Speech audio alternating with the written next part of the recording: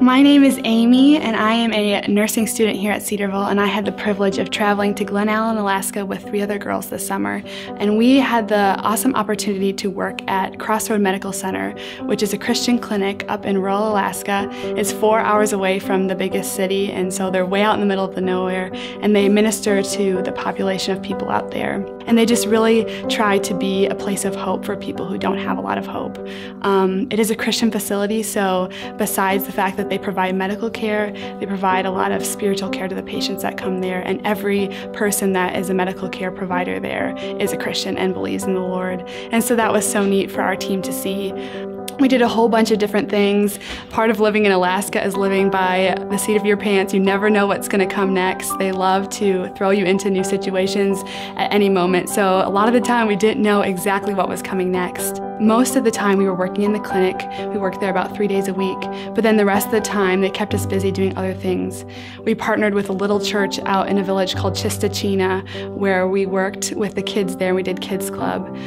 Don and Millie, a missionary couple that have been there for many years, every Sunday go to different villages and pick up the kids and bring them to church, even if their parents aren't going to come. And so we had the chance to do Kids Club for them and teach them Bible stories and sing with them and do crafts with them and just do a whole bunch of different things to try to teach them about the love of Christ. And Alaska can be a very dark place. For the summertime when we were there, it was light 24/7, but in the wintertime it's dark for most of the day. And so the junior hires and high schoolers especially experience a lot of depression and become very suicidal oftentimes.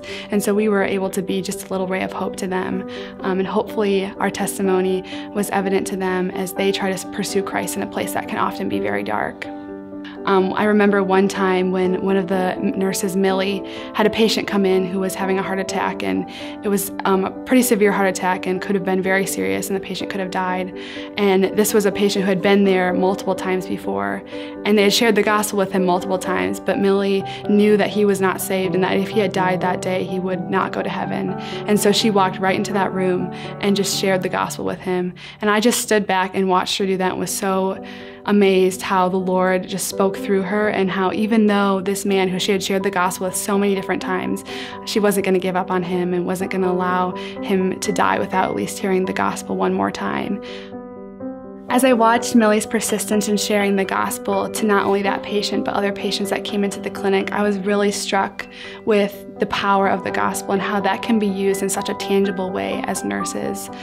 We have the privilege of being a part of people's lives in their darkest moments and when they're feeling the most vulnerable. And a lot of times those are the times where they start to question and seek the Lord and seek what am I searching for, and try to figure out what they're looking for because they're in a place that's really painful. So no matter where I end up as a nurse, I don't know what it's going to look like, but I just pray that the Lord will give me boldness, like the boldness that Millie had that day, to share the gospel at every opportunity that I have and just to be the hands and feet of Jesus to every single patient that I interact with.